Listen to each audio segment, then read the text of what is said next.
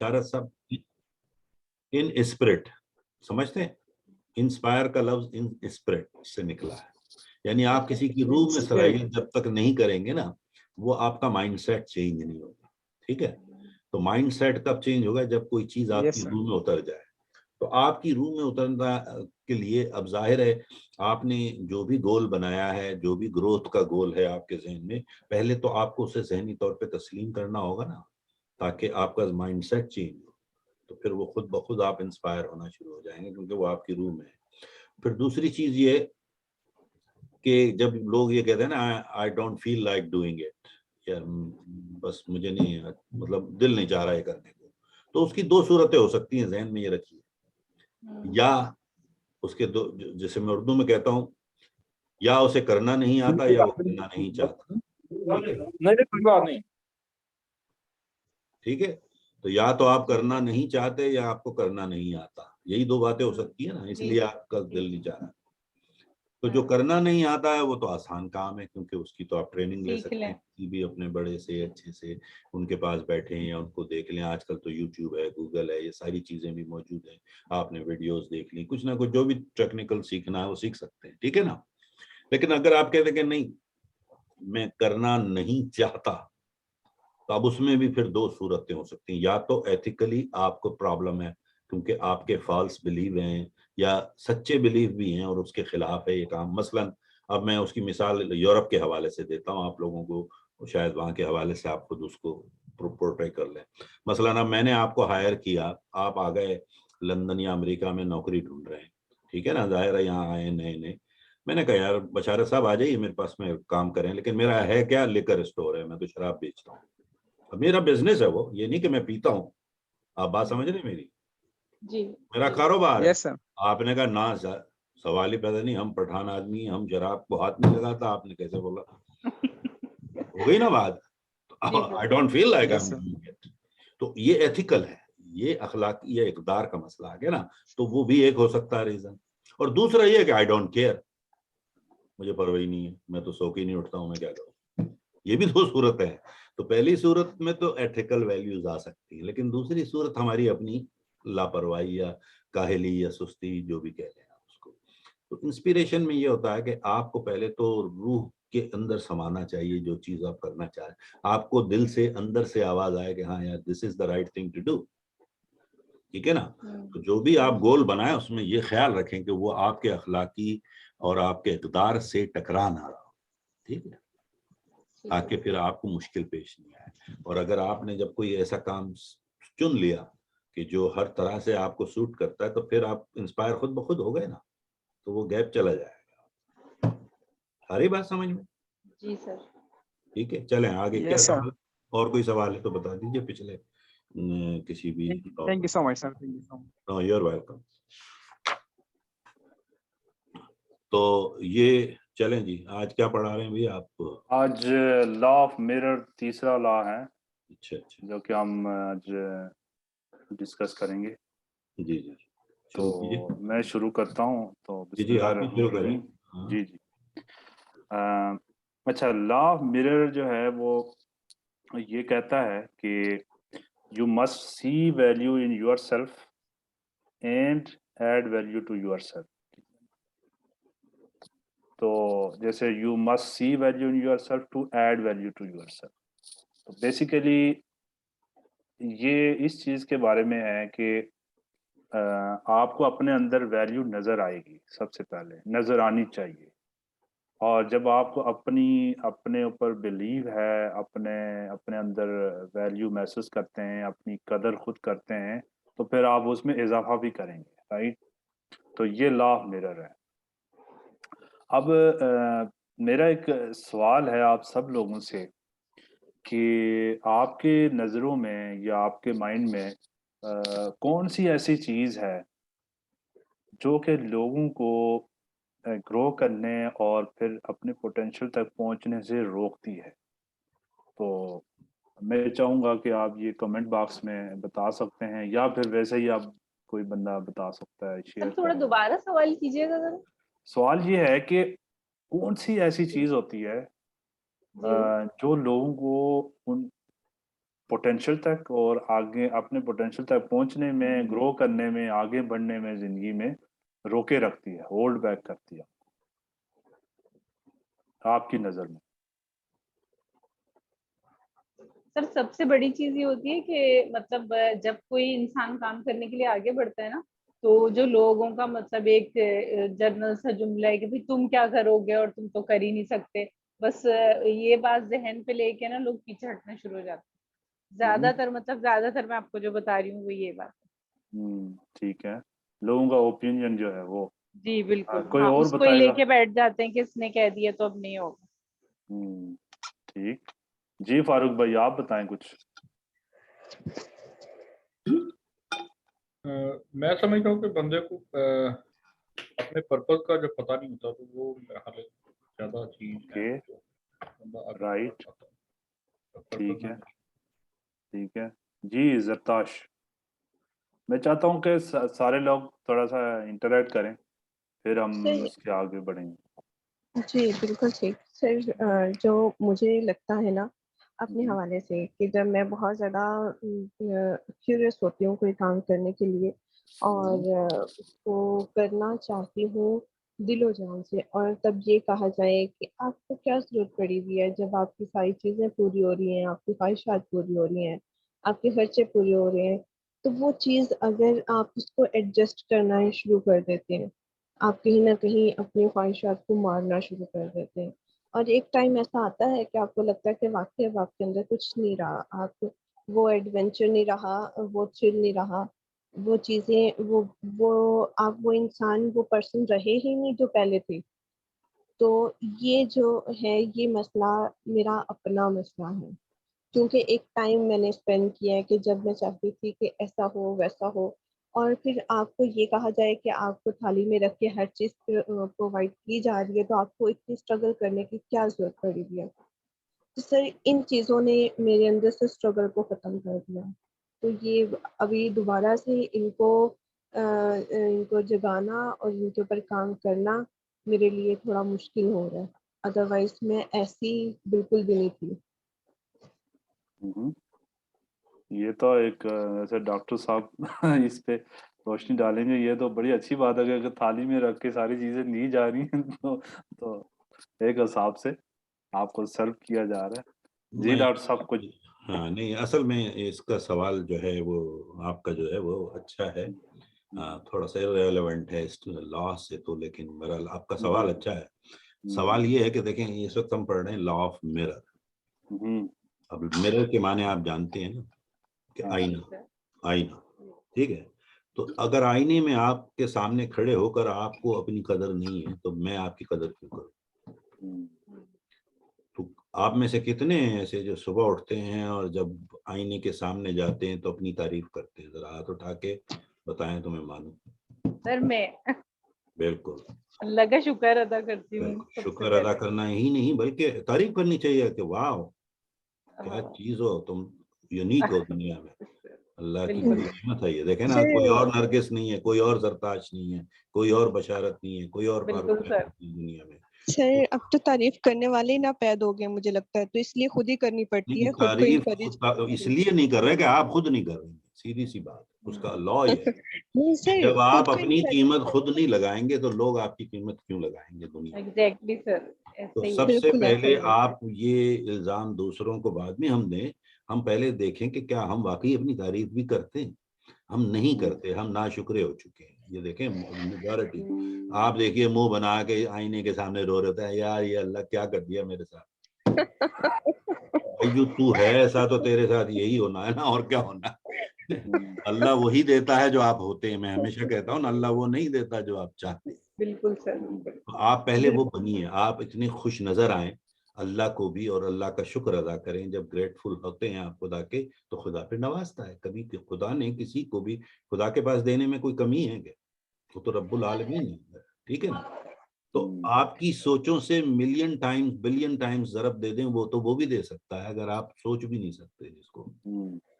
तो सम ऑफ अब होता क्या है कि हम लोग अपनी कीमत खुद ही कम लगाते हैं। अब उससे कैसे, मैं आपको बताऊं कि जब आप आईने में देखते हैं तो सबसे जी पहले सर। आपका क्या सबसे बड़ी चीज क्या बनती है?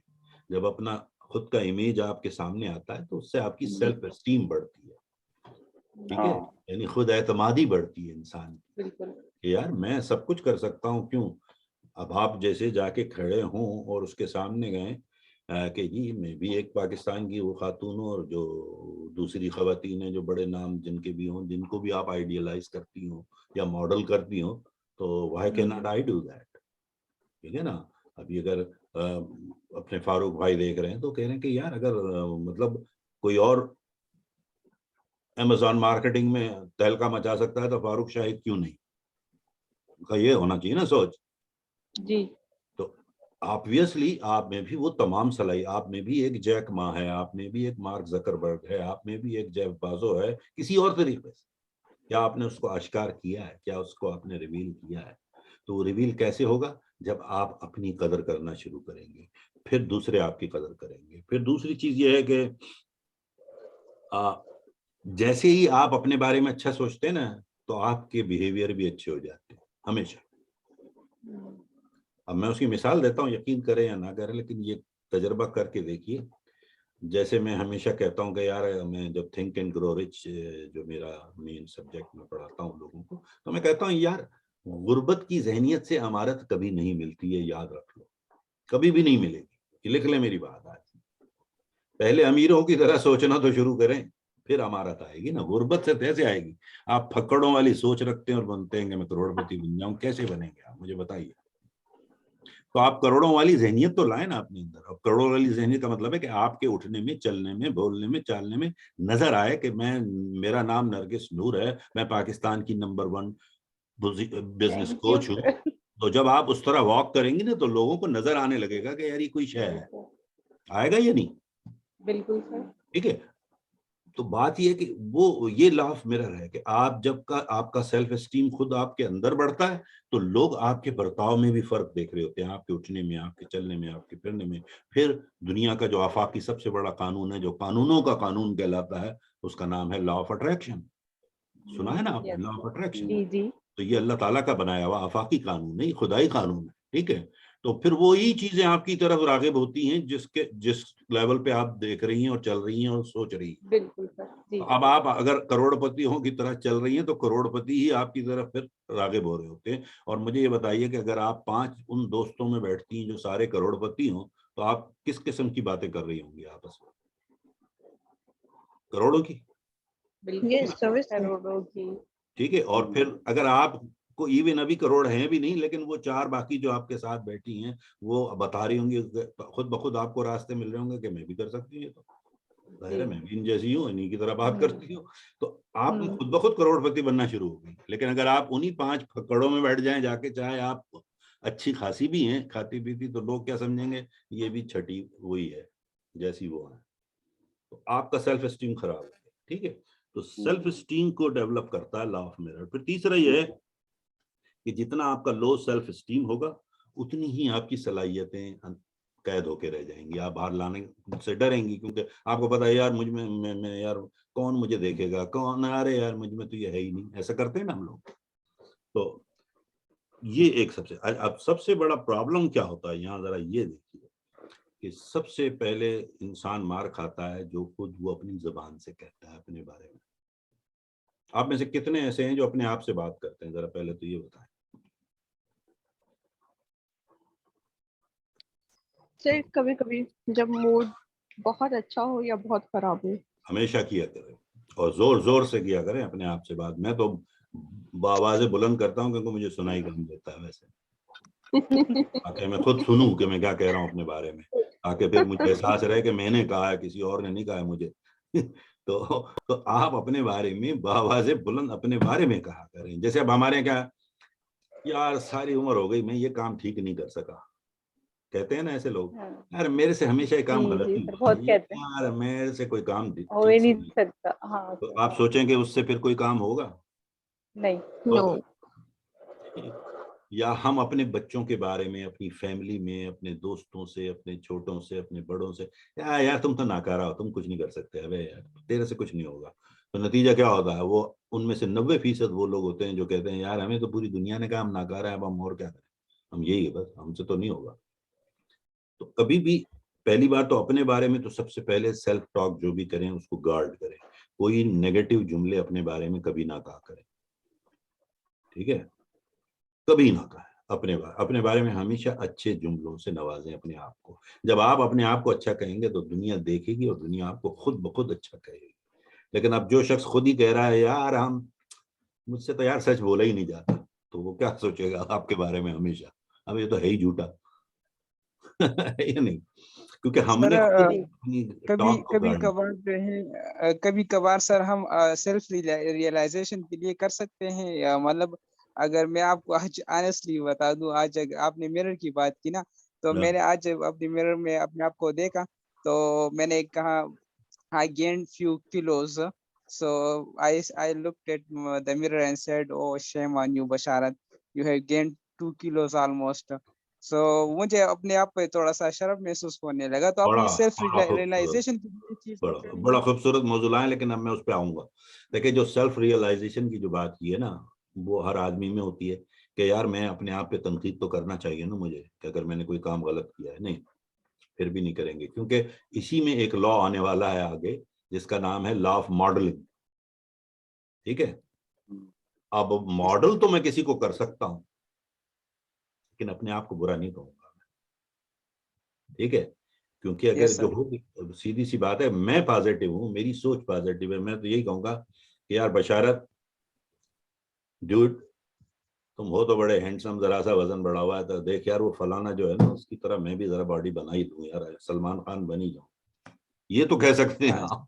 But you don't condemn yourself, shame on you. Shame किस बात का, ठीक है। आ रही है बात, आपने कोई गुनाह तो नहीं किया अगर वेट बढ़ गया है तो, but you can still praise yourself, समझ रहे हैं आप, अपनी तारीफ ही करें, अपने लिए अच्छी बात करें। तो सबसे बड़ी चीज यह है कि अपनी जो जबान है ना उसको काबू में रखें, क्योंकि दुनिया में सबसे पावरफुल जो और सबसे खतरनाक और सबसे जिसे कहते हैं ना हलाकत खेज जो चीज है वो आपकी जबान होती है, क्योंकि जी वो सर, निकले हुए जी अल्फाज सर। वापस नहीं जाते, याद रखिए। यही आपको उरूज पे ले जाती है और यही आपको जवाल देती है, जहन में रखिए, ठीक है। तो जबान पे बड़ा कंट्रोल है, ठीक है, कि जो कुछ हम अपने बारे में कहते हैं, फिर हमारा खुद ब खुद, चूंकि हम बार बार अगर वही बात अपने बारे में कहें ना कि मैं निकम्मा हूँ, मैं निकम्मा हूँ, तो फिर वो हमारा बिलीफ बन जाता है, यार मैं तो हूँ ही निकम्मा, इसीलिए तो सारा दिन बताता हूँ यार आप लोगों को, होता है ना ऐसा। तो आप जी अगर ये सर, हाँ कहेंगे तो सर, वो आपका बिल्कुल। ईमान बनता चला जाएगा, ऐसा कभी गलत ना कीजिए। फिर इसी तरह जैसे कंपैरिजन गैप बता रहे थे आप, मैं सुन रहा था पिछले से, लेकिन इसमें भी लॉ ऑफ मिरर में कि कभी भी कंपेयर ना किए करें किसी से अपने आप को। मैंने इसीलिए अभी बशारत आपसे कहा ना कि लॉ ऑफ मॉडलिंग में जब हम आएंगे उसकी तफसील आपको सजाद बताएंगे, या अगर मैं भी हुआ उस शो में तो मैं जरूर बताऊंगा। Comparison is the worst thing in your life you can do. उसकी वजह है कि पूरी 7.4 बिलियन लोग आज की तारीख में इस कुर्राए अर्श पर जिंदा सांस ले रहे हैं, लेकिन उनमें से एक भी नरगिस नहीं है, उनमें एक भी बशारत नहीं है, उनमें एक भी जरताश नहीं है, सिर्फ आप ही हैं। आपके फिंगरप्रिंट्स किसी से नहीं मिलते, ठीक है ना। तो आप एक यूनिक हैं। तो आप कंपेयर किस चीज से कर रहे हैं अपने आप को? देखें, आप कभी भी वो नहीं बन सकते जो फारूक शाहिद है। आप कुछ भी कर लीजिए, फारूक शाहिद है। आप बशारत तो बन सकते हैं, फारूक शाहिद नहीं बन सकते, पीरियड। ये अल्लाह ने बनाया आपको उसके साथ बांध दिया है कि ये दिस इज यू, और आप में भी वही तमाम सलाहियतें दी हैं जो दुनिया के किसी कामयाब इंसान को दी हैं। तो एक तो कभी भी कंपेयर ना करेंगे, यार मैं डॉक्टर साहब की तरह हो जाऊं, मैं सज्जाद खान की तरह हो जाऊं, मैं नरगिस की तरह हो जाऊं, नहीं, मैं हो जाऊं, दिस इज माय पावर। मैं हूं, और यही एक हकीकत है और यही मेरी ताकत है, ये जहन में रख लीजिए। आप सबसे बड़ी ताकत आप खुद हैं। तो सर एक जी डॉक्टर साहब, ये जो स्टॉक आपने जो बात की ना कि कंपेयर ना करें दूसरों से, डॉक्टर साहब एक चीज थोड़ी सा क्लेरिफाई कीजिएगा कि जैसे हम दूसरों से भी फीडबैक ले रहे होते हैं। फॉर एग्जांपल हम कंपनी के अंदर काम करते हैं, वहां पे एक फॉर एग्जांपल एक एनुअली इवैल्यूएशन हुई, उस इवैल्यूएशन के अंदर देखा जा रहा है कि भाई ये मैनेजर्स हैं, उनके अंदर किसने टॉप परफॉर्म किया, कौन सेकंड आया, कौन थर्ड आया। तो ये चीजें जब देखते हैं तो उससे भी तो जहन में ये आता है कि मैं अपनी आपको इवेल्युएट करता रहूं ओवर द पीरियड कि भाई मैं कहाँ खड़ा हूँ दूसरों के मुकाबले में। तो इसको इससे कैसे रिलेट किया जाए? इसलिए कि जो मैं आपने बात अभी उसका जिक्र किया मैंने, लॉ ऑफ मॉडलिंग का। वो मॉडलिंग है कि यार मैं, जुनैद साहब सोचते हैं कि यार मैं कोच हूं और मैं चाहता हूं मैं डॉक्टर फजल की तरह हो जाऊं, मैं जॉन मैक्सवेल की तरह हो जाऊं, लेस ब्राउन की तरह हो जाऊं, क्योंकि ये मेरे मॉडल्स हैं, ठीक है ना, मेरे मॉडल्स हैं। लेकिन मैं डॉक्टर फजल नहीं बनूंगा की तरह और चीज है, और डॉक्टर फजल होना एक और चीज है। अब जब आप कंपेरिजन करते हैं ना, तो जरा जहन में दो चीजें रखिए, जरा गौर कीजिएगा, मेरी ये बड़ी फिलोसफिकल गुफ्तगू शुरू हो गई है इस पर। जब आप कंपेयर करते हैं किसी को, तो वहां पर बहुत सारी नेगेटिव चीजें खुद ब खुद उसके अंदर दाखिल होती हैं। कैसे? जेलसी आ जाती है, नंबर एक। जब आप कंपेयर कर रहे होते हैं ना, तो आपके अंदर एक वो है ना, मुकाबले की दौड़ है, जेलसी आ गई, नेगेटिव थॉट्स आना शुरू हो जाती हैं। यार ये सज्जाद क्या है, अपने आप को समझता है कि मैं इस जैसा नहीं हो सकता हूँ। अब ये देखें, नेगेटिव वे है ना मेरा सोचने का। जी सर। तो वो नेगेटिविटी आ रही है आप में, तो क्या आप समझते हैं नेगेटिविटी कहीं भी आपकी ग्रोथ में हेल्प करेगी? कहीं नहीं करेगी। तो वो कंपैरिजन में। लेकिन अगर मैं ये सोचूं कि यार इंसान कामयाब हो तो इनकी तरह हो, जैसे ये लोग हैं जिनके मैं नाम ले रहा हूँ, जो भी नाम ले रहा हूँ, या जॉन मैक्सवेल है, लेस ब्राउन है, टोनी रॉबिन्स है, बॉब प्रॉक्टर है, अब मैं उनकी तरह का बोल रहा हूँ, मैं ये नहीं कह रहा हूँ वो हो जाऊं, ठीक है। वहां पर आप जब कंपेयर कर रहे होते हैं तो आप वो बनना चाहते हैं, मैं नंबर 1 हो जाऊं कंपनी में, इसको हटाऊं यार, इसकी तो टांग खींचूं जिस तरह भी हो सके। यही होती ना, जेलसी आ गई। तो हम उस नेगेटिविटी से थोड़ा दूर रहकर ये अपने आप को ग्रो कर सकते हैं हमेशा, और ग्रो होता ही तब है, ठीक है। तो मुकाबले की दौड़ कभी कभी नुकसानदेह और नेगेटिव होती है, ज्यादातर होती है बल्कि। लेकिन अगर आप उसको मॉडलिंग के तौर पे इस्तेमाल करें तो वो फिर पॉजिटिव उसमें चलेगा कि यार ये मेरे मॉडल हैं, इनकी तरह मुझे बनना है, इनकी तरह मुझे बनना है, बल्कि हो सकेगा तो मैं इंशाल्लाह इनसे बेहतर बनूंगा, इनसे बेहतर बनूंगा। लेकिन मैं ये नहीं कहूंगा कि सज्जाद को नीचे करूंगा तो मैं ऊपर आऊंगा, ठीक है ना। ये थोड़ा सा फर्क है। आ रही बात समझ में जुनेद? जी डॉक्टर साहब, बहुत अच्छा एक्सप्लेन किया आपने। ठीक है ना। तो ये कंपेयरिंग में ये बड़ा होता है, क्योंकि कंपैरिजन में दोनों तरफ आप जाते हैं। जैसे अब आप, हमारे आम उलझन क्या होती है, कंपेयर कैसे करते हैं लोग, अरे यार हमारे पास आप वाली सहूलतें थोड़ी हैं, यार आप तो अमेरिका में बैठे बड़ी बड़ी बातें कर रहे हैं, देखा है ना जी लोग सर, ऐसी ऐसी बातें तो बड़े करते हैं लोग। हाँ बिल्कुल। हाँ, आप तो कराची में बैठी नरगिस, आपके तो जानने वाले इतने, हम थोड़ी इतने पॉपुलर हैं, ये वाली बात। अब या तो ये आप उनका एहसास कमतरी है, लेकिन उसमें थोड़ा सा आप देखें नेगेटिव झलक रहा है उनके जुमलों में, वो तंज भी कर रही हैं दूसरे लफ्जों में, या आप पर तनकीद भी कर रही है इस बहाने, ठीक है, इनडायरेक्टली, तो नेगेटिव है वो।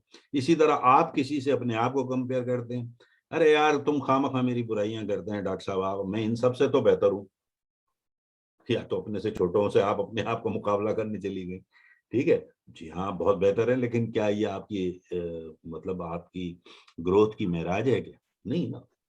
हाँ, तो मुझे किसी नीचे या ऊपर वाले से, you are not better than anyone, but you are not inferior than anyone either, you are you, that's your power, हमेशा याद रखें। मैं हूं और ये मेरी ताकत है, बस।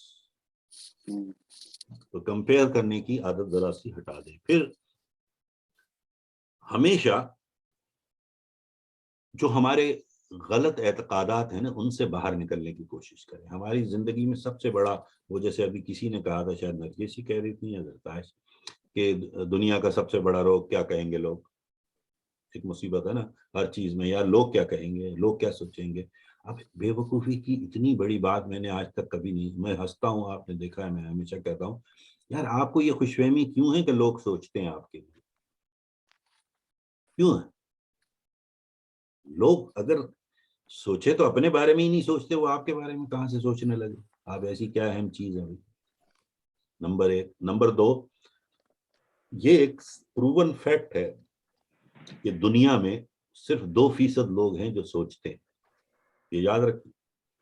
मैं नहीं कह रहा, जॉर्ज बर्नार्ड शॉ कहते हैं कि 2% लोग हैं जो सोचते हैं, और 3% वो हैं जो सोचते हैं कि वो सोचते हैं, बाकी 95% तो मरना पसंद करते हैं सोचने से। तो आपको ये खुशफहमी क्यों है कि लोग क्या सोचेंगे? तो ये बात हम खुद नहीं सोचते कि लोग क्या सोचेंगे, ये बात हमें टारगेट की जाती है कि तुम ये कर रही हो, जो कर रही हो तुमने देखा है कि लोग क्या कहेंगे या लोग क्या सोचेंगे कि क्या कर रही हो।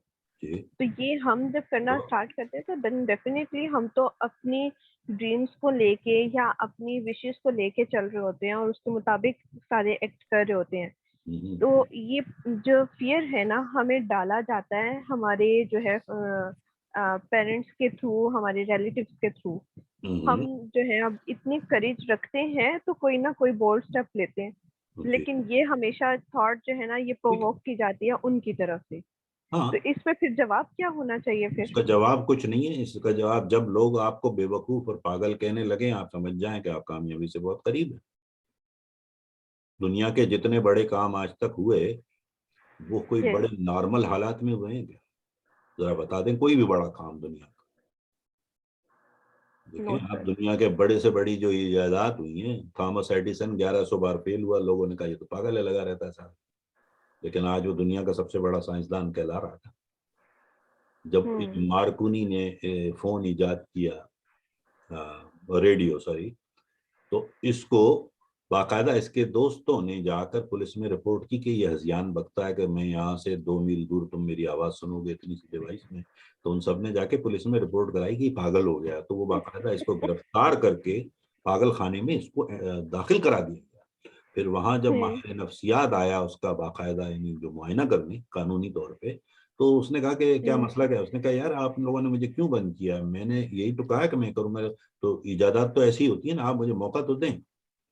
तो उसने फिर अपनी जमानत पे 90 दिन के लिए कहा कि इसको इजाजत दी जाए काम करने की, और उस 90 दिन में दुनिया की वो इजाद हुई चीज जिसके जरिए मैं और आज 10,000 मील दूर से आपसे बैठकर फ्रीक्वेंसीज पे बात कर रहे हैं।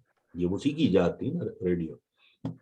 Yes. तो आप देख लें और कोई सा काम देख लें, अगर अगर मोहम्मद अली जिन्ना को लोग क्रेजी ना कहते तो पाकिस्तान बन जाता? बिल्कुल भी नहीं। ठीक है, गांधी धोती पहने घूम रहा था पूरे इंडिया में डंडी लिए, लोग उसको बेवकूफ और पागल और बुढ़ा और अजीब अजीब क्या क्या खिताबात दिए गए थे। तो क्या इंडिया बन जाता आज आजाद? तो किसी का भी नाम ले लें, दुनिया के किसी बड़े काम में ले लें आप, जब तक आपको लोग थोड़े से शक की निगाह से ना देखें तो ये मतलब है कि आप फिर इसका मतलब अपने ट्रैक पे। ठीक है, तो ये तो होगा, मुखालफतें नहीं कह सकता मैं उसे, क्योंकि वो उनके बिलीफ हैं सारे पुराने। यार ये कैसे होगा, ये लड़की कैसे कर लेगी अकेला ये सारा काम, उनके जहन में ना। अब आपकी अम्मी अगर ये कहती हैं कि ये कैसे कर लोगी तुम, क्या दिमाग चल गया है तुम्हारा? इसलिए कि अम्मी के दौर जब आपकी उम्र में थी तो उस दौर में क्या खाला गूगल थी, मामू यूट्यूब थे? नहीं थे ना, उन्हें समझ नहीं है इस बात। So you don't have to give up, मगर साथ साथ ये कि आप, मैंने कहा ना, लॉ ऑफ मिरर जहन में रखें कि पहले मैं अपनी कदर करना खुद तो सीखूं तो फिर ये करेंगे मेरी कदर, के हाँ नहीं तुम कर सकते हो। ठीक है, तो अगर मैं ही अपनी कदर नहीं करूंगा, मैं हमेशा ही कहूंगा अरे यार मेरे से हूं तो मैं बेवकूफ, लेकिन लेट मी ट्राई, तो क्या आपको कोई ट्राई करने देगा? No. आप कहेंगे जी, नरगिस कहेंगे जी मैंने आज तक कोई काम अच्छा नहीं किया, आज मैं जहाज उड़ा के देखती हूँ यार, आप आओ बैठो चलते हैं, कोई बैठेगा जहाज में? भाई जब आप खुद ही कह रही हैं मैंने कभी कोई काम अच्छा नहीं किया, nobody will let you fly, alright? वो कहेंगे दिमाग चल गया कि हमें भी मरवाओगे, बैठो इधर। ठीक है, तो somehow somewhere we have done something stupid at some point, जरूरी नहीं कि अभी, तो वो उनके जहन में चल रहा है पुराना कि यार ये पहले भी बेवकूफी करती रही है, इसको रोको। होता है ना ऐसा, तो आप गौर करें तो आपको नजर आएंगी वो चीजें, but right now we are growing, right, तो हम उस तरफ जा रहे हैं। तो उस सेल्फ बिलीफ से बाहर आना होता है। ठीक है, अब बिलीफ इतने अजीब होते हैं हमारे एतकादात कि आपको अंदाजा ही नहीं है कि हम बस वो यार मुझसे तो मैंने कभी काम ठीक किया ही नहीं, अब ये आपका बिलीव है, तो अब कोई काम मैं आपको दे सकता हूँ कि आप कर लेंगे? सोचें, नहीं। क्योंकि हम पहले ही कह रही हैं कि मैंने कभी कोई काम सही नहीं किया। तो take that belief out of your mind first, you have to get out.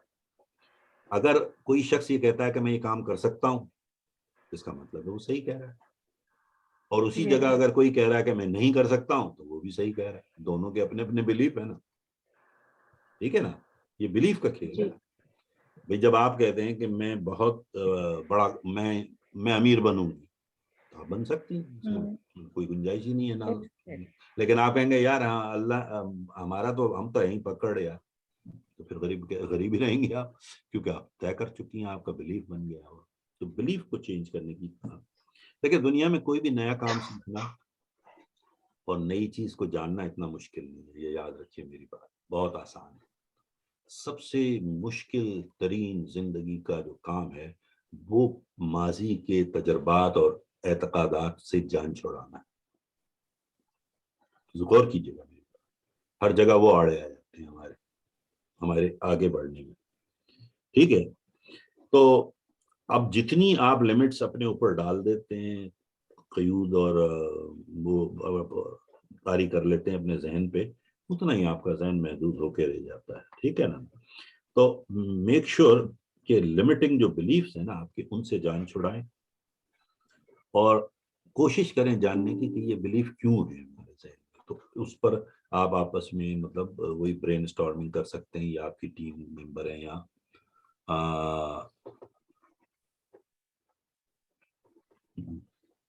क्या लिखा है बशारत भाई, मैं आपको देखना चाह रहा हूँ, हमने कुछ लिखा है तो मैं, you should be more concern about what you think of yourself. बिल्कुल बिल्कुल बिल्कुल, मैं यही समझाने की कोशिश कर रहा हूँ कि दुनिया का सबसे बड़ा रोग क्या कहेंगे लोग। अरे भाई लोग कुछ नहीं कहते, लोगों के पास कोई फुर्सत नहीं है आपके लिए।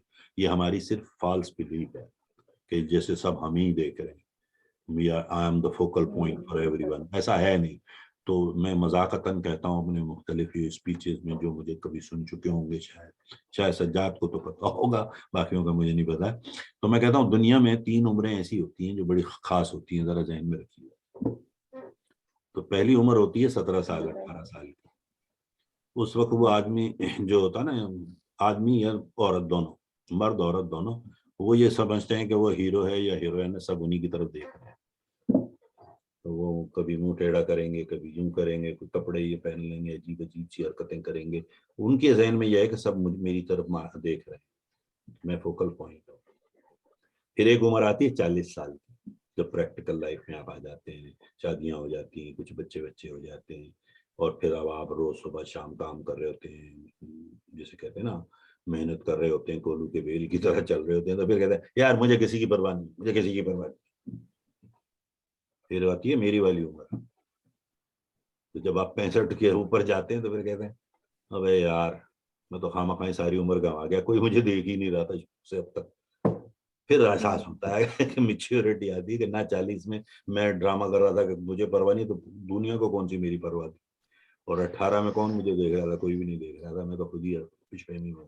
तो ये जिंदगी में होते हैं, ये एज ग्रुप्स ऐसे होते हैं जिनमें हम लोग परेशान होते हैं, but nobody thinks about you, keep in mind. और हमेशा अपने आप को जो जब लिखा करें तो हमेशा कहें आई कैन, आई एम, हमेशा, बजाय ये कि आई कैंट, आई, मतलब ऐसा ना कहें I am not able to do that, I can do it. No, I can, I am able to do it. ठीक है, तो इस तरह आपका सेल्फ एस्टीम बढ़ता जाएगा और फिर उसके बाद आप उसको आगे लेके चलेंगे तो आपकी ग्रोथ खुद ब खुद हो जाएगी।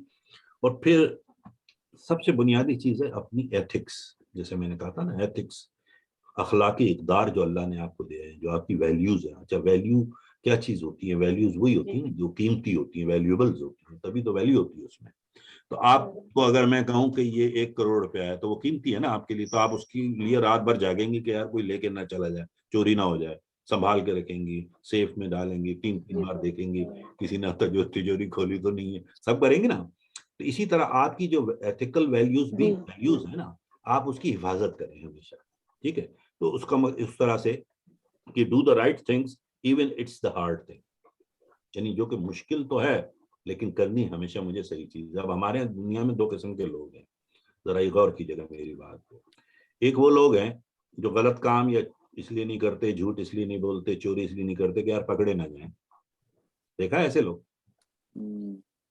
मतलब वो ट्रैफिक लाइट रेड है तो वो इसलिए नहीं क्रॉस करके भाग रहा कि यार पुलिस वाला कहीं से ना निकल आए, करते हैं ना ये। सही जी डॉक्टर साहब। लेकिन दूसरी तरफ वो लोग हैं जो चोरी इसलिए नहीं करते, डाका इसलिए नहीं मारते, गलत काम इसलिए नहीं करते, रेड लाइट इसलिए क्रॉस नहीं करते कि ये गैर कानूनी है, ये करनी नहीं है। अब दोनों की नीयतें देखिए, दोनों अच्छा काम कर रहे हैं, कहीं बुराई है इनमें कहीं, लेकिन वो खौफ की बुनियाद पे कर रहा है और ये वैल्यूज की बुनियाद पे कर रहा है दूसरा। ठीक है, तो आप मुझे बताइए कि जो खौफ की बुनियाद पे अगर आप किसी से डर के नहीं कर रहे हैं गलत काम, तो वो एथिकल नहीं है, वो सिर्फ मजबूरी है।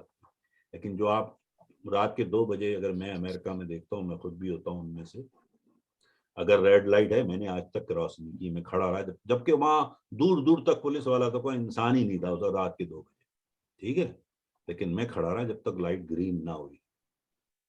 ये मेरी एथिक्स है।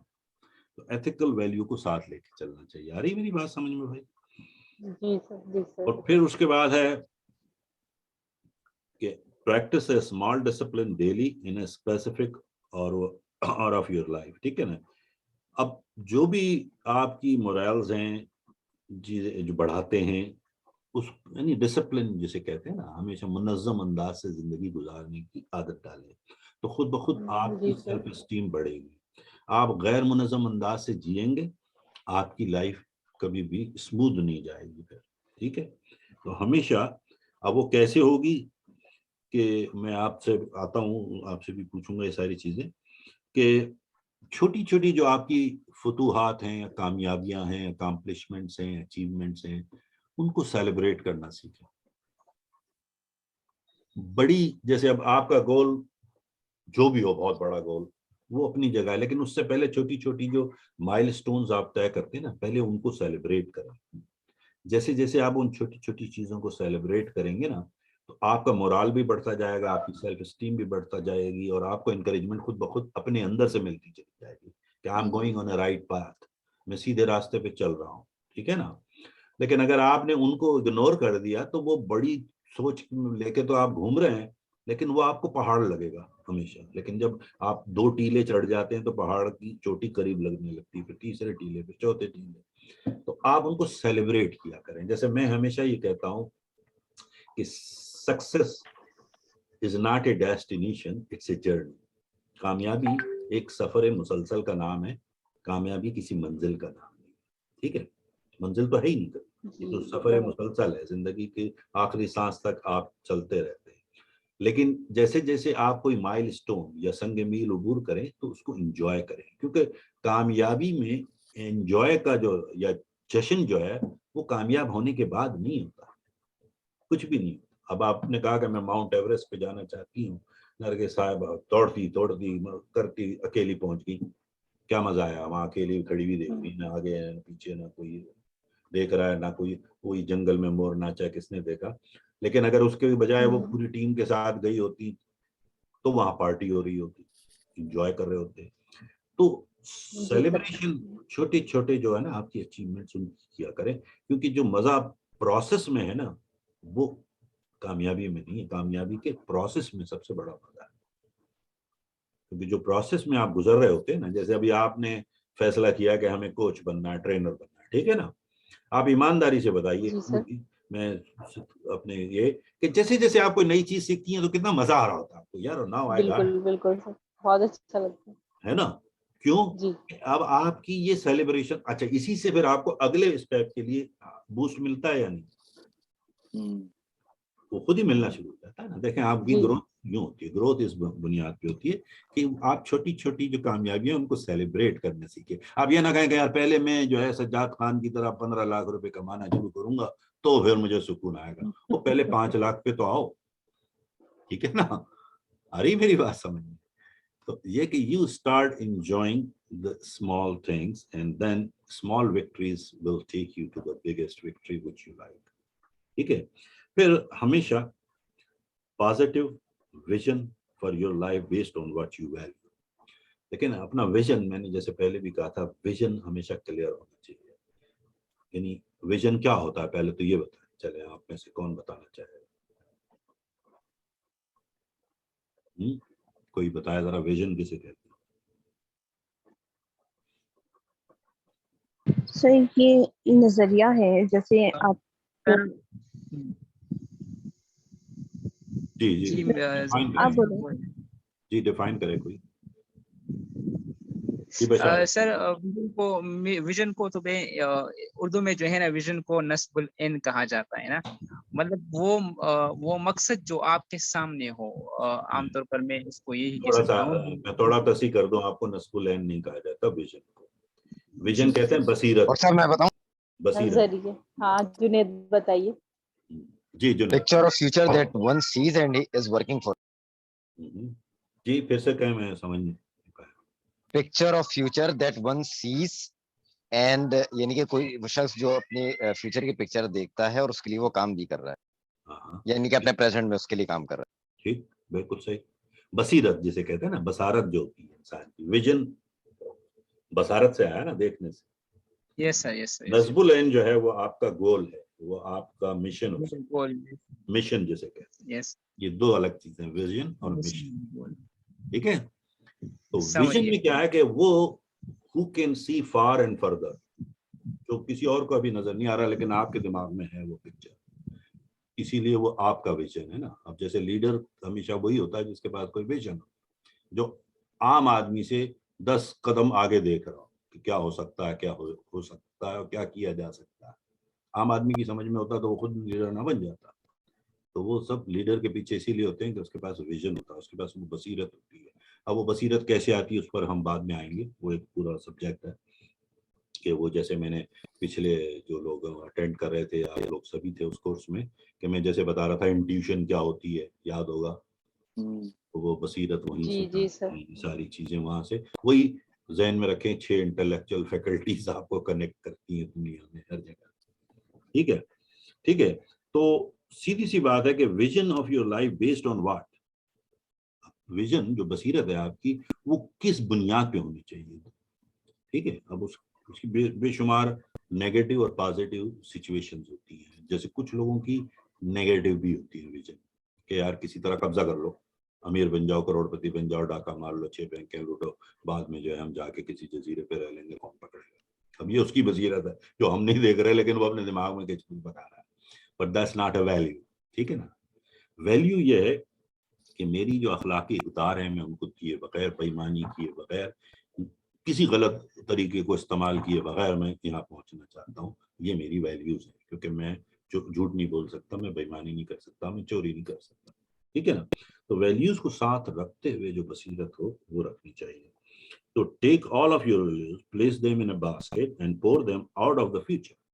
और फिर उसकी अब जैसे कोई कहता है यार मेरी जो वैल्यूज ये हैं, मैं मुसलमान हूँ अल्हम्दुलिल्लाह, हम सारे चुके हैं मुस्लिम हैं, तो जी हम तो हराम नहीं खा सकते, हम रिश्वत नहीं ले सकते, हम सूद नहीं लेते, तो फिर मैं अपना जो भी फ्यूचर बनाऊंगा तो वो इस तरह होगा कि वो हलाल भी हो, उसमें सूद भी ना हो, सूद से पाक हो, और मैं करोड़पति भी हूँ। ऐसा मुमकिन है, बिल्कुल है ना। तो वो आपकी वैल्यूज को साथ रख के आप लेके चलें।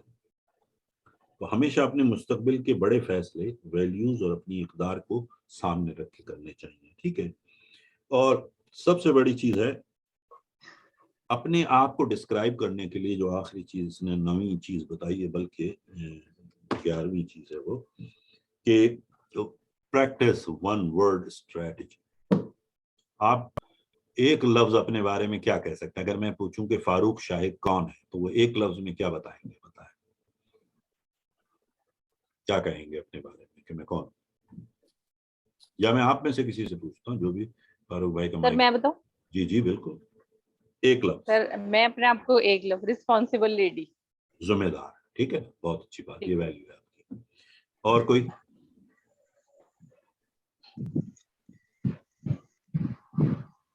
Sir knowledge Sikar. ठीक है, इल्म की मुतलाशी, ठीक, बिल्कुल फर्स्ट क्लास। जी बशारत, आप बताएं। काइंड। मेहरबान, बिल्कुल। लेकिन ये सारी आपके पॉजिटिव ट्रेड्स, ठीक है, आप गौर करें अल्लाह ताला ने कितनी खुसूसियात दी हैं इंसान में, ये भी तो गौर करें।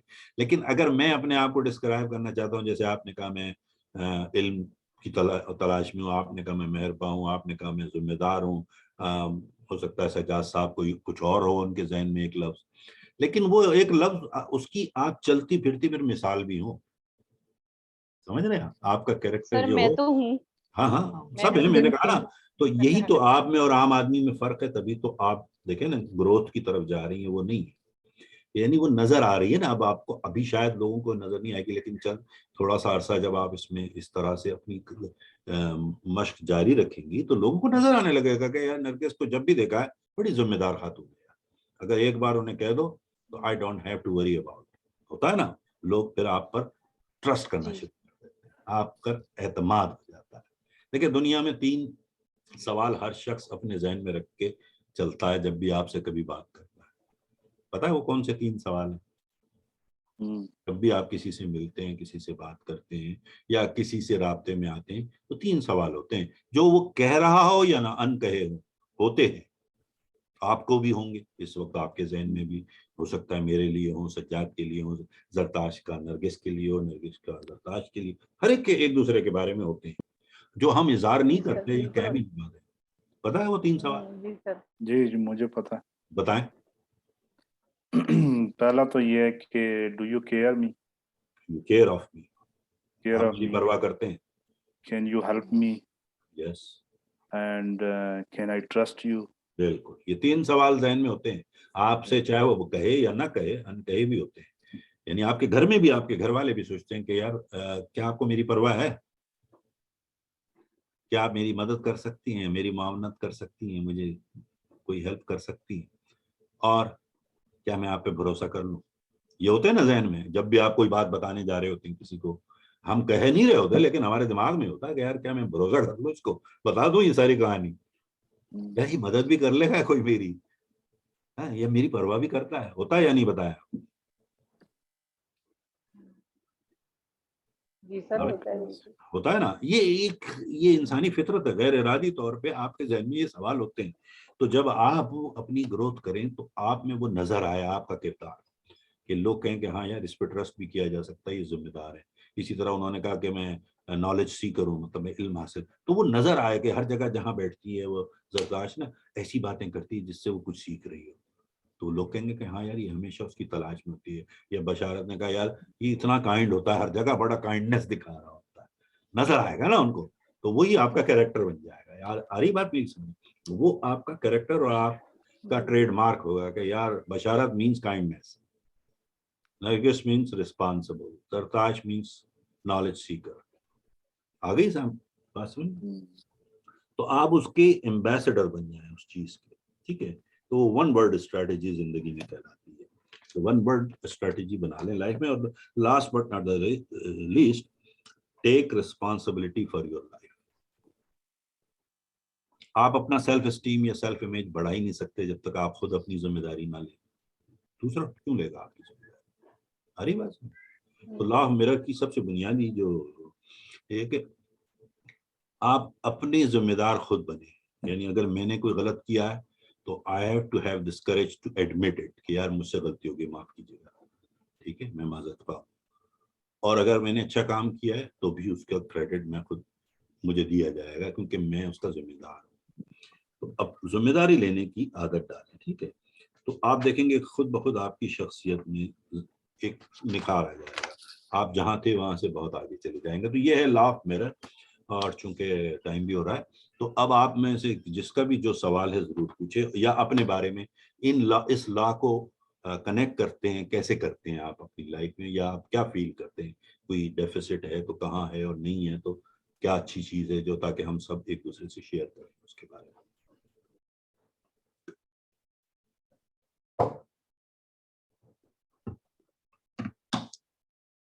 जी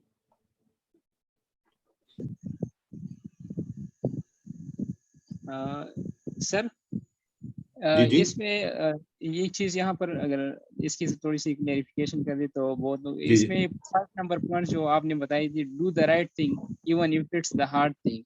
यस। सो सर आप राइट थिंग को आप किस तरह डिफाइन कर पाएंगे? बाद औक़ात हम कहते हैं कि राइट थिंग वो है जो आपका पैशन हो, बस आपने जो है ना जो आपका ड्रीम हो उसी को आप राइट थिंग कहते हैं, चाहे वो मुश्किल ही क्यों ना हो। लेकिन ये भी सुनने में बाद औक़ात हमें ये भी हम देखते हैं कि भाई ये जरूरी नहीं है कि आपका पैशन जो हो उसी को आप चेस करें। अगर आप एक इन्वायरमेंट में या किसी इंस्टीट्यूशन वगैरह जिस जहाँ पर भी हो वहाँ पर भी आप काम कर सकते हैं। तो do the right thing even if it's the hard, आप किस तरह राइट थिंग को आप किस तरह जैसे कहेंगे कि एथिक्स, इसी का नाम एथिक्स कहलाता है ना। देखें हमारी एथिक्स जो होती है ना, या हमारी अखलाकी इक़दार जिसे कहते हैं ना, एथिकल वैल्यूज जो होती है, मसलन आपको मैंने कहा कि बशारत साहब आप मेरे पास आ जाए, मेरी कंपनी में काम करें, ठीक है। आपने कहा ठीक है सर। मैंने कहा ठीक है, मैं आपको $10,000 महीने की तनख्वाह दूंगा। जी सर। तो मैं तो चाह रहा था ऐसी कोई बड़ी जॉब मिल जाए। अब मैंने कहा लेकिन काम सिर्फ ये करना है कि यार इसमें ना ये 3-4 जो है ना ये खाते जो है ना ये साइड में चला दें, ताकि टैक्स वालों को पता ना चले। एक मिसाल है, ठीक है। सही है सर। अब ये एथिकल है? नहीं नो सर। मैं चोरी कर रहा हूँ ना, हुकूमत का ये माल चुरा रहा हूँ, चुरा तो रहा हूँ ना। तो मेरे अखलाकी इख्तियार इतने मजबूत होने चाहिए कि मैं कहूंगा कि सॉरी सर, मेरी एथिकल वैल्यू। अब ये कितना मुश्किल फैसला है कि $10,000 की नौकरी छोड़ दो, मुश्किल तो है ना। ये सर। लेकिन आपने, चूंकि आपकी अखलाकी वैल्यू से ज्यादा स्ट्रांग है कि मैं वही करूंगा जो सही है, गलत काम में। अब जैसे मैंने पहले मिसाल दी थी कि मैंने कहा कि आप आ जाएं, मैं जॉब भी दे रहा हूँ, आप बेरोजगार घूम रहे हैं लंदन में या अमेरिका में या कनाडा में या ऑस्ट्रेलिया में, और मैंने कहा इधर आ जाओ यार, मेरे पास काम कर लो। बस ये है कि मेरी दुकान में साथ साथ बाकी चीजों के, बियर भी बिकती है, शराब भी बिकती है। आप कहेंगे ये तो नहीं कर सकते, तो हाथ ही नहीं लगा था। अब यहाँ आपकी एथिकल वैल्यू आ गई ना। Yes sir. अब डिपेंड कर रहा है कि कभी कभी do the right things, even मतलब आपको राइट थिंग करने की वजह से बहुत सारी मुश्किलात उठानी पड़ेगी, आसान नहीं होता। सही काम करना ज्यादा मुश्किल होता है, गलत काम तो सबसे आसान होता है ना, क्योंकि वो तो अट्रैक्ट कर लेता है ना बड़ी जल्दी लोगों को। सही काम करने के लिए बड़ा मजबूत होना जरूरी होता है, ठीक है। अब जैसे आप कोच बनेंगे, ट्रेनर बनेंगे, तो अगर आपने देखा है कि मैं क्या कहता हूँ कि सिर्फ इस लालच में कि हाँ हाँ यार मैं कर दूंगा आपकी कोचिंग, जबकि आपको पता है ये कोचेबल नहीं है, आप करेंगे उसकी, पैसे तो दे रहा हूँ आप, तो आप कहेंगे नहीं भाई, this is against my values, ये मेरी एथिक्स के खिलाफ है। आपको काउंसलिंग की जरूरत है, आपको थेरेपी की जरूरत है, आपको मेंटोरिंग, बट नॉट कोचिंग। आप हट जाएंगे वहां से खुद ही, ठीक है ना। मुश्किल है ये, लेकिन करना पड़ता है, यही आगे चल के कामयाब करता है आपको। Yes sir, thank you sir. जैसे अब डॉक्टर्स होते हैं, वो आप कुछ डॉक्टर ऐसे बदनाम हो जाते हैं, जैसे मैं खुद भी रहा हूँ तो मुझे पता है, और आपने देखे होंगे कि यार उसके बाद एक बार चले जाओ, हर हफ्ते बुलाता रहेगा खामा का चेकअप कराने, हालांकि जरूरत भी नहीं है, दवा दे दी है तो फिर कहेगा नहीं नहीं चेक कराने फिर आना, फिर ताकि उसकी फीस बनती रहे। अब ये एथिकल है? कई जगह नहीं होता, सिर्फ पैसे बनाने के लिए विजिट करवा रहे होते हैं वो लोग। लेकिन अगर वो जरूरी है तो जरूरी है, नहीं है तो मैं कहूंगा नहीं, आपको आने की जरूरत नहीं, बस इंशाल्लाह ठीक हो जाएगा, इसके बाद आपको आने की जरूरत नहीं है। फिर कभी खुदा ना करे दोबारा कभी कोई तकलीफ हो तो आइएगा, ये भी कह सकता हूँ ना। Yes sir. तो ये सही थी, लेकिन मैं चूंकि लालच में हूँ कि यार मेरी तो 1,000 रुपए फीस बनेगी ना अगर वो दिखाने आ रहा है, ये एथिकल्स। तो हर पेशे में ये सब चीजें होती हैं, आप देख लें। खास तौर पे हमारे यहाँ जो टेक्निकल लोग होते हैं, आप मुझे बताइए, जैसे एक मशहूर बात है, मैं आप भी होती होगी, आप किसी मोटर मैकेनिक के पास चले जाओ, मोटरसाइकिल वाले के पास, फ्रिज ठीक कराने चले जाओ, एयर कंडीशन, तो वो कोई ना कोई काम उसमें खामखा निकाल देगा, हालांकि सिर्फ एक तार हिल गया होता है जिसमें ये लगाना पड़ेगा, कहते हैं ना वो। जी बिल्कुल बिल्कुल इसी तरह है सर। तो ये एथिकल नहीं है ना, आप समझ रहे हैं मेरी बात। बिल्कुल जी सर। जी तो सर। हालांकि उस वक्त वो ये भी कह सकता है कि भाई आपका जरा से तार हिल गया था, मैंने कर दिया, मेरे 15 मिनट के इतने पैसे बनते हैं, बस दे दो। बजाय इसके नहीं नहीं इसमें तो मैं नया कंप्रेसर डालूंगा, और 2,000 का बिल बना के आपको पकड़ा रहा है हाथ में, ठीक है। तो ये चोरी हुई ना, जी चोरी से नहीं किया जाना चाहिए, कोई भी पेशा हो। मैं एक मिसाल दे रहा हूँ इसके साथ, तो do the right things even if it's the hard. Yes. जी, और कोई सवाल है जी, आप बस पूछिए जल्दी जल्दी।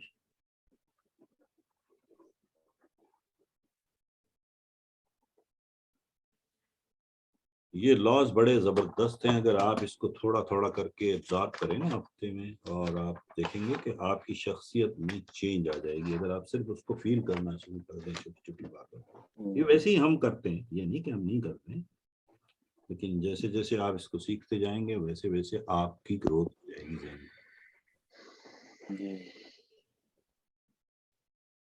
चलें, फिर किसी का सवाल नहीं है तो फिर एंड करते हैं, हाँ बिल्कुल। फिर नेक्स्ट वीक मिलेंगे। हाँ, अगला जो लॉ है आप हमको बता दीजिए क्या है। Law of reflection. अच्छा, तो आप एक एक लॉ करेंगे तो ये तो बहुत लंबा हो जाएगा आपका।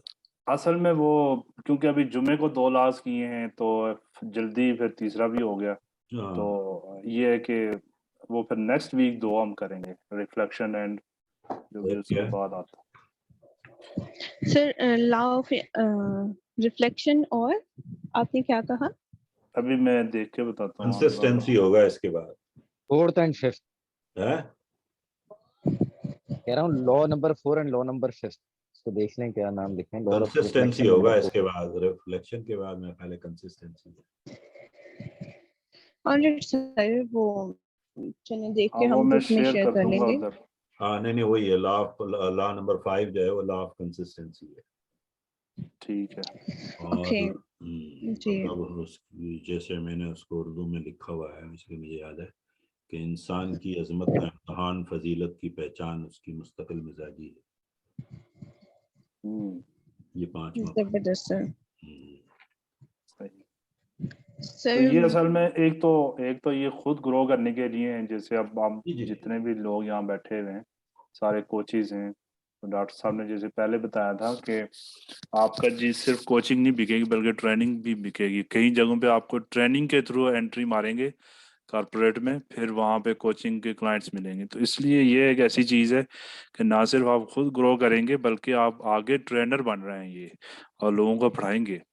तो इसलिए ये बहुत ज़रूरी था हमारे लिए कि हम आपको कि ये आप जैसे जैसे आप जहाँ भी हैं, जो लोग चाहें तो जैसे जिस हफ्ते में या 1 या 2 लॉ पढ़ रहे हैं, आप अपनी अपनी ट्रेनिंग है अपने हल्के में शुरू कर दें, इसी लॉ को इस हफ्ते में कहीं पढ़ा दें, तो एक तो हाँ। रिपीट हो गया आपके लिए और आपकी प्रैक्टिस भी हो गई, ठीक है ना।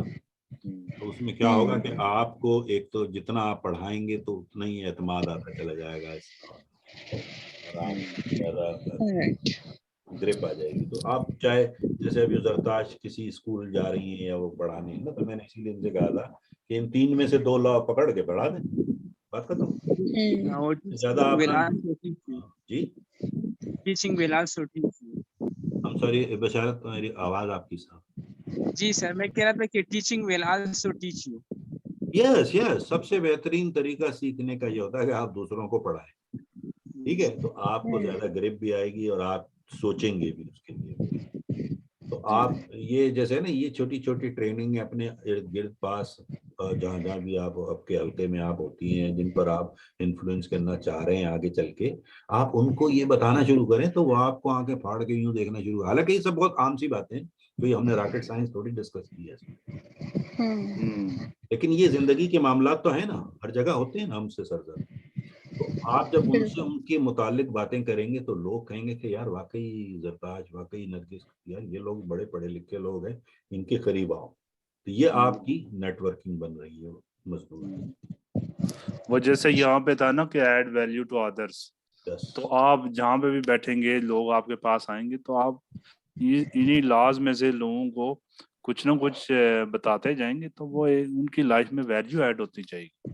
आपको कहीं भी स्टेज पे खड़ा कर दिया, अचानक बुला लिया, यार वो बशारत साहब आए हुए हैं या नरगिस इतनी बड़ी ट्रेनर है, तो कभी कभी आप तो तैयार होकर नहीं गई ना वहां पर किसी तकरीर के, लेकिन आपको देखा उन्होंने बुला लिया, क्योंकि वो जानते हैं कि आप बड़ी कोच हैं आप ये।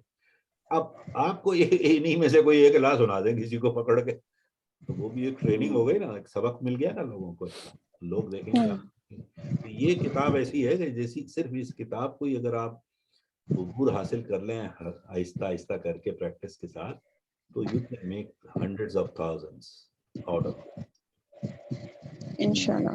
हाँ बिल्कुल। जी ये सर, जैसे अभी खासकर डॉक्टर साहब ने अभी जैसे 3 सवालात पूछे ना, कि वो जब बंदे से आप बात कर रहे होते हैं तो वो अपने माइंड में क्या सोच रहा था, वो 3 सवालात।